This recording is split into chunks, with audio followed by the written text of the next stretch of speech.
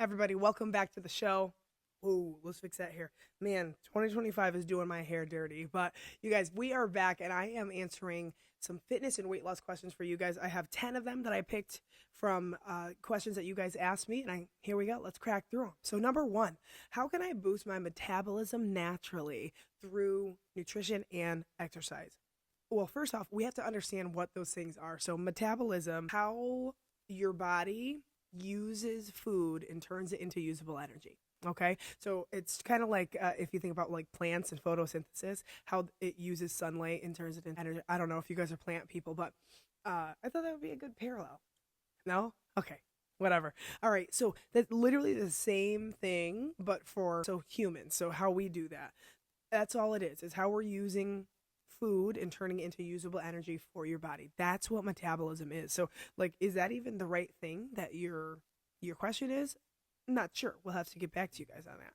But how do we boost that through exercise? And literally, that is the way to get those things moving the right way. Now, as you can see here, I started with a little bar graph, but I'm going to actually have you guys click on this card here. That is my weight loss 101 video, and that's where I explain everything of your basal metabolic rate and how you need to use X amount of food to get you to this level. Go out and check that so then that this part makes more sense for you. Okay, how to build it. You have to recover. Recovery is the most important part here. So that is getting enough hours of sleep. You need to have at least 8 to 9 hours of sleep every night.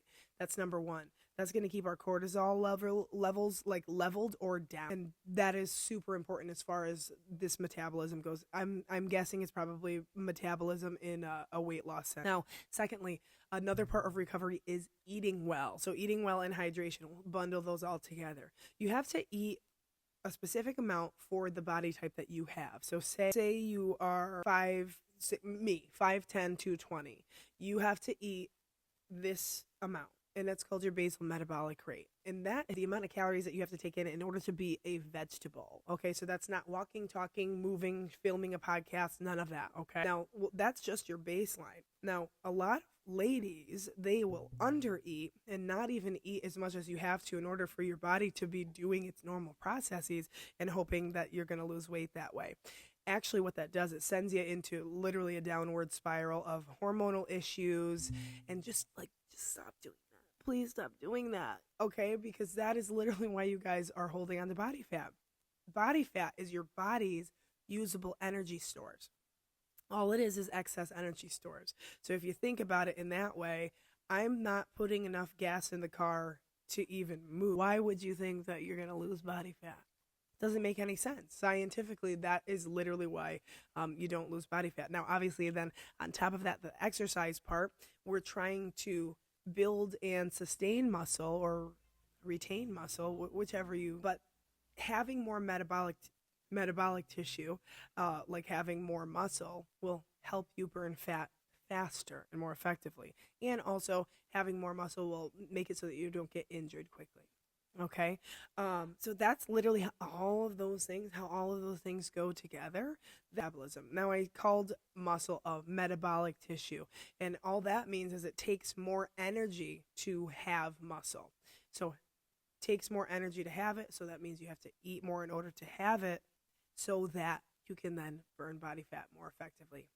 I hope that helps. That's in the shortest sense how I can explain that for you guys. Now, don't forget, click up here so that you can watch like I literally map the entire process out in a way that is very simple to digest. So click that right up there.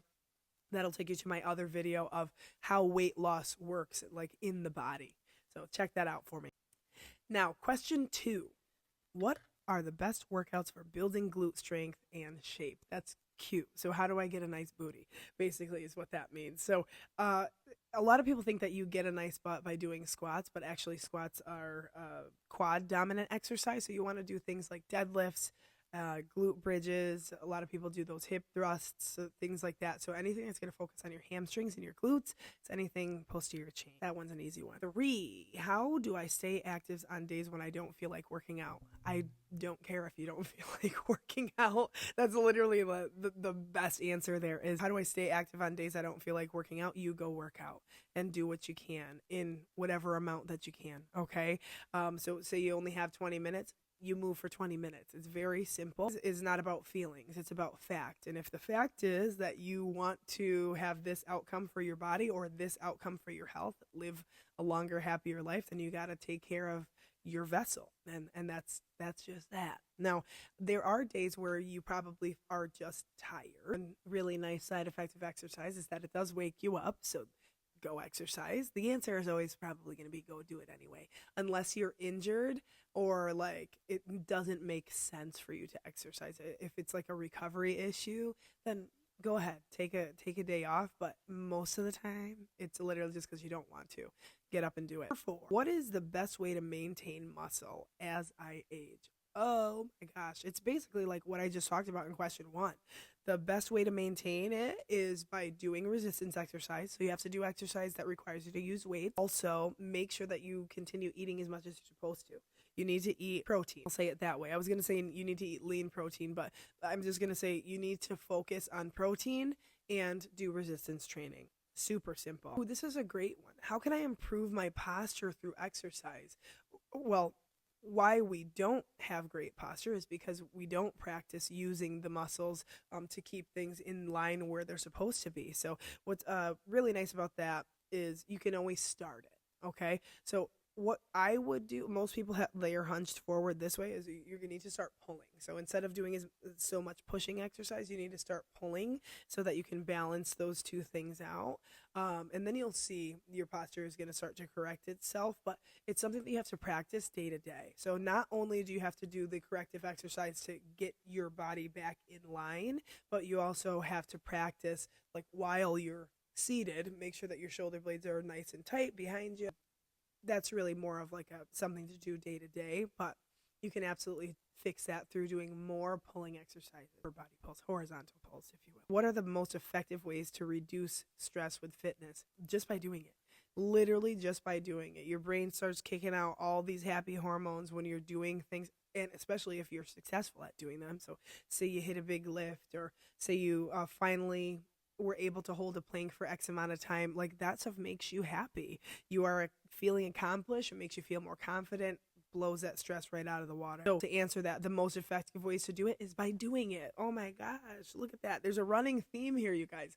Every single question so far, the answer has been do it. You have to act. Action is literally where you make the difference. There's lots, like you can always have an idea, you can always have a plan, but if you don't execute it, nothing changes. So that's my biggest thing so far within 5 questions, actually 6. How do I know if my workout intensity is high enough? That's a really great question. Let's talk in terms of just like strength and conditioning. So say you are, we can even do push-ups, okay? Or yeah, we'll use push-ups. So say you are doing push-ups and you have 30 seconds to do them. Instead of slowing down and making sure that you do X amount of push-ups, let's say 5, you did 5 within 30 seconds. That's not great. Okay, we probably need to pump it up a little bit. You should then, the next time through, make sure you beat that, then continue making sure you beat that. So if it's interval based, I tell people, this is the easiest way to think of this.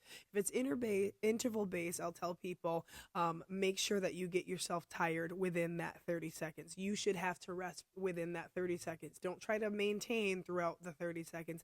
Make yourself so tired that you have to stop. That's number 1. And then as far as lifting goes in the strength and conditioning side, you, if it's prescribed 3 sets of 10 and you have done 3 sets of 10 and you've completed it without like dumping your back squat or something like that, get going. It needs to be higher than that. If you can accomplish it, it means that it's not enough. Okay, hopefully that helps. What is the best way to improve endurance without excessive cardio? Same thing. You have to like make sure that you're pushing your body to like the most intense that it can do without like blacking out, right? So that's the same kind of thing. How do you improve your endurance without having to do hours and hours like on a Stairmaster or something like that? I want it to like really sink in that you have to push the adaptation. So say you can walk a 10-minute mile. Let's say you can walk a 10-minute mile. And you have walked a 10-minute mile forever and ever. If you want to improve your cardio or improve your endurance, push it a little bit further so that you have to do it in less time. right? Or go further than just the mile. And that's how you'll do that. But for me, again, it's easily hit a boot camp, make sure that you're making yourself tired within the 30 seconds, and there you go. It's a 30-minute class in and out. How can I work out safely during pregnancy or postpartum? So we'll talk about during pregnancy. Just keep doing what you're doing. Obviously, you'll get doctor's clearance for that, and make sure that you are healthy enough to do it. But like, I wouldn't recommend like starting a fitness routine while you're pregnant if you weren't fit before that, right? So like, say that you are somebody that has been exercising for X amount of time, let's say a year. You've worked out for a year straight consistently, you keep going, right? You're going to keep going, same intensity until probably about like 7 or 8 months. If you're somebody that hasn't, then you're going to start with some really like much smaller things. So I'm not going to have you come like deadlifting and things like that, but you'll want to do a lot of core stability stuff just to make sure that your body is ready for that real fun time when you have your baby. And our last question here today already, what are the most common workout mistakes that slow progress? The most common things are doing exercise wrong. That's the number one thing. Just because you saw it online doesn't mean that you should go try it. And also, just because you saw it online doesn't mean you shouldn't try it. But you have to make sure that you understand the basics of anatomy and how your body actually works and how it should be responding, so that you don't get hurt. That's the most common mistake. That'll slow your progress. If you get hurt, then you're SOL, which is not great. So anyway, you guys, that is a wrap for this week's 10 questions. If anybody has any other questions, please feel free to drop them below. I am happy to answer them. Other than that, I'll give you another one next week, another 10 questions that we'll answer. Yeah, like, share, comment. Check out that other video that I'm going to post up here, and I'll also put it in the comments, just so you have a more clear idea about how that nutrition, basal metabolic rate, things like that, how that works. Other than that, I'll see you guys next week. Thanks so much for joining.